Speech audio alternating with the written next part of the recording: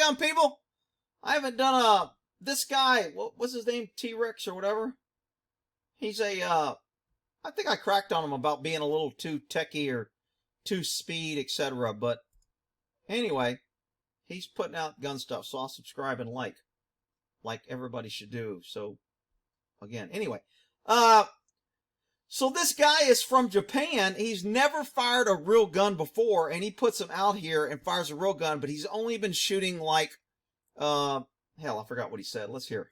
Never benefit shooting. While Liku here has been doing airsoft now for years, he dry fires more than every single shooter here at the range. So he does airsoft, but he's never fired a real gun. And people, I've heard this thing a lot. Airsoft isn't the same as shooting a real gun. You can't do it. It doesn't help. I think muscle memory, working the action, aiming, getting your hand-eye coordinate, I think all those things are good. And anytime you can do it, if you can't use a real gun, it helps. So this guy, first time shooting a real gun. So what we're going to find out today is, can an airsofter who's never fired a real gun, because Liku's from Japan where you can't own real firearms, can he get onto a real firearm, a Glock 19? I didn't know Japan couldn't have any firearms, but according to this guy, he can. And my BCM, and once he gets the recoil figured out, you ready? All right, I'm ready. Do this. So I'll go first. All right. That's your turn. 6 rounds. 6 rounds into that circle.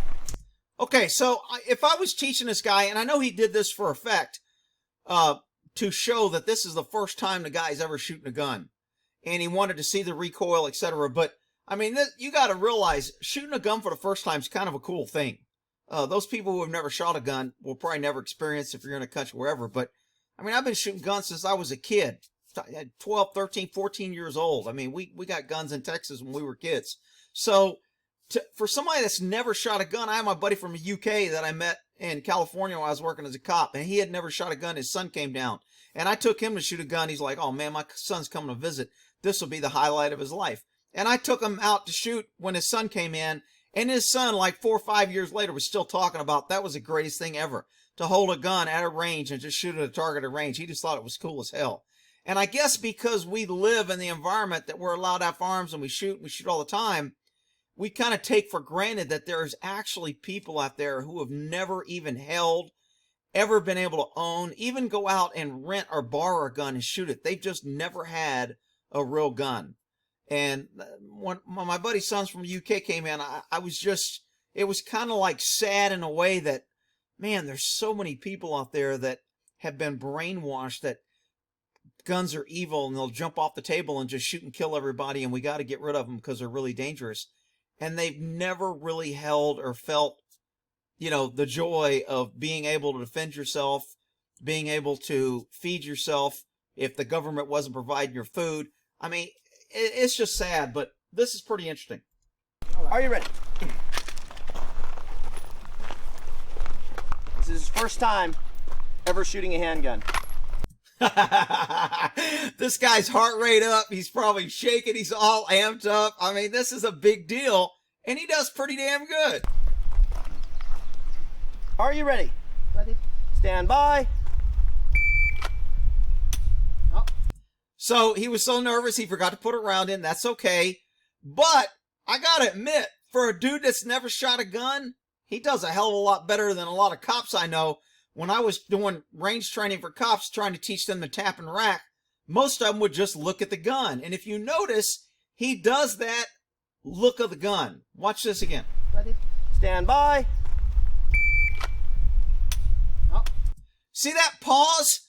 It used to drive me nuts, man. Cops would do that, and cops know because we've done the drill to tap and rack when your gun goes away. But there's just something in the mind that creates that block when you have a misfire on a gun that you're like, what happened? I wonder what happened. Did I pull it? Did I forget to put a round in the chamber? Is the primer bad? Is the round bad? Should I wait? Is it a lot? So you start running through this checklist in your mind, and it creates that lag time. And I don't know what, is this on normal time? Yeah, this is on normal time. But watch this lag time. Ready. Stand by. Click. Lag, tap, rack, bang. Got right back in the fight. Good job for him. He does a lot better than cops that I have worked with for years trying to get him to learn this freaking drill. When your gun don't go bang, tap and rack and get back in the damn fight. So this guy does a great job. Bye.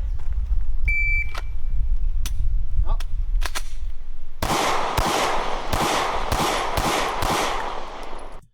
I want you to notice on the first round, there was a huge jump because he had what we call limp wristing or not a tight grip, because he's used to shooting something that doesn't have recoil.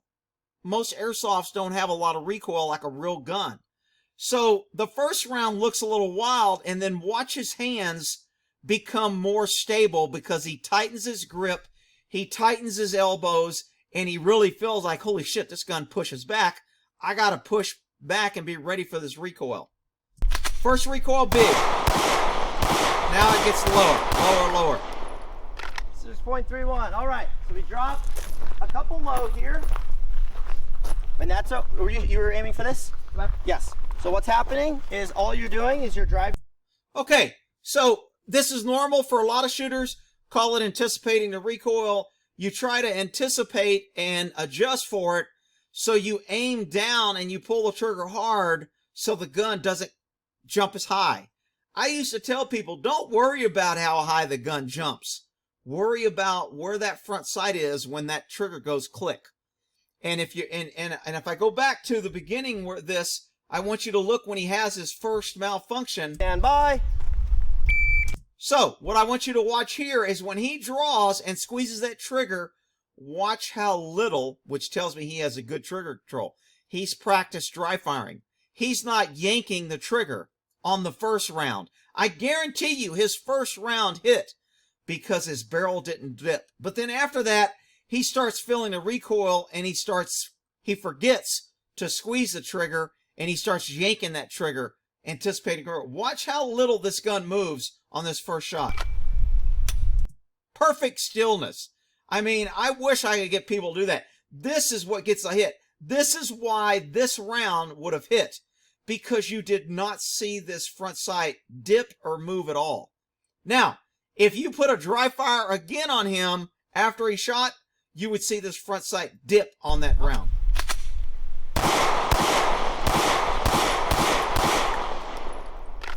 .31. You were aiming for, going to fix that. So come with me. So stand right here. Draw the pistol. Aim for the small circle. So go ahead and just take the gun. Just take the gun out. Just have it out. And you see how the trigger here has a wall. I want you to go to the wall, and then you will fire that shot. So aim at the small circle. Small circle. Yep. Go to the wall. Up. Okay. See where the wall is? All right. So, I'm not sure if I'm right on this. I watched this video. I can't figure out he keeps talking about the wall. What I think he's talking about is the back part of the trigger. And I call this trigger reset. You hold the trigger so you can hear the trigger reset. And basically he's telling when you squeeze that trigger, don't let the trigger go. When you get it back to the wall, hold it on the wall. I think that's what he's saying. Somebody that watches this guy may know that I'm wrong, but to me, this is a trigger reset issue. But this guy doesn't have a trigger. He knows what trigger reset is, because on his first round, his gun didn't dip. So put the sights in that small circle, and then small wall. All right. Wall. From the wall. Slow.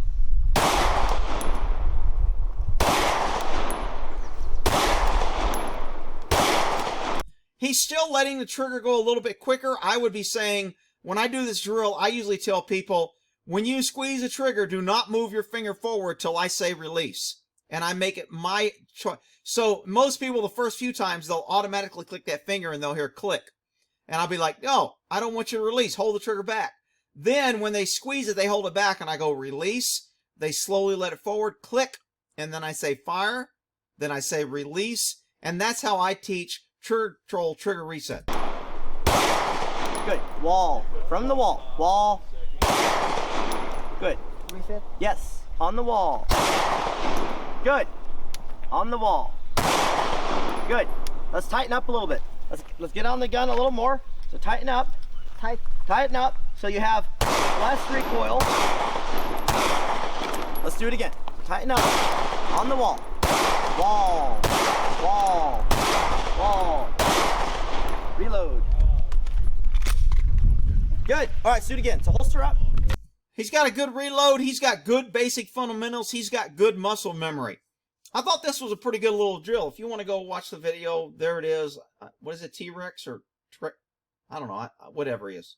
I think it's T-Rex. Anyway, y'all can go watch it. I thought it was a good demonstration. Guy's never fired a gun before, and he did pretty damn good because he's fired airsoft guns. All right, we'll end that there.